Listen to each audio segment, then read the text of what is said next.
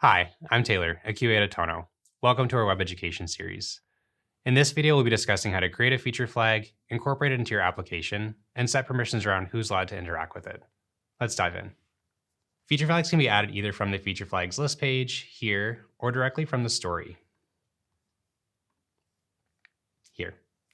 By adding a flag to a story, we keep that story's requirements and its deployment tightly coupled in one place. If you have the Slack integration enabled, any changes to that flag are recorded in your team channel here and in your story channel here, keeping all interested parties informed. Let's go ahead and add a flag to the share preset story, which adds a share button to our fictional app Virtual Vintage. While I can choose from a list of pre-existing flags here, none of these really suit my use case. So I'm going to go ahead and create a new one. When I'm creating a new flag, I can see that a name is suggested to me based on the title of our story. And this looks pretty sensible, so we're going to go ahead and choose that. After initially adding a flag to our story, you'll notice a pop-up to guide you through integrating Atono into your application. This includes a code snippet example of how you would integrate the Atono SDK into your app, as well as a link to environment keys here. We currently support client-side JavaScript here and React, with plans to implement more languages down the road. This hint can be dismissed. So if we don't want it here, we can remove it from view, but it always is accessible from the flag configuration screen here, or from the flag detail page from the feature flag list page. You'll notice that you can manage a flag's configuration directly from the story. In this view, you can also see some flag evaluation information. In this case, the flag is not yet evaluated, along with any other stories that are associated with this flag. Looking at React as an example, there are a few aspects I want to point out from the code snippet.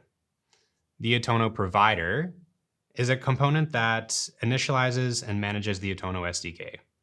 This is where you'd set the evaluation context along with your environment key here. The use feature flag React hook is what checks the flag value set in Atono, allowing dynamic feature toggling without modifying your code. Note that you must set a default value here in the event that your application can't reach Atono, so you can have more confidence in how your feature flags will evaluate in all circumstances. While it often makes most sense to set this default value to false, think about how you want your application to behave in these cases so that you can make the most sensible decision. When your application starts and the SDK initializes, it grabs a snapshot of all your flags and their associated slice values, which are then cached in the SDK. In this way, all flag evaluations are resolved locally to give you better performance. If the SDK encounters any errors during initialization, this will not cause your host application to crash. Instead, it'll log an error for you to investigate later, and will rely on those in-app default values for your host to evaluate against. To demonstrate, we've created a fictional company called Virtual Vintage. Let's take a look at how we've integrated the Atono feature flagging system there. Note the Atono provider component where we set the environment key.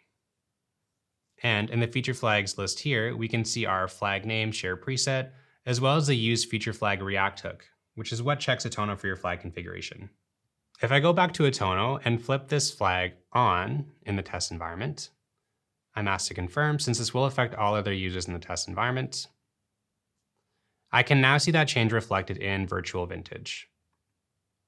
Now, you'll likely want to set some permissions around who is able to interact with your feature flags in Atono. So while all flags are viewable by all users in your workspace, there are some restrictions around who can modify flags, configure them, remove them from a story, or delete them entirely. In the flag permission screen, I can see that there's two levels of permissions: flag users and flag owners. Flag users are able to change flag configurations and define location and customer slices.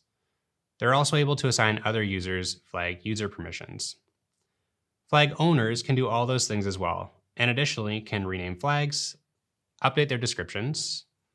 So rename a flag, update its descriptions, and disassociate flags from stories here. When creating a flag on a story, the creator, in this case me, is automatically assigned flag owner permissions, and the team is automatically granted flag user permissions here.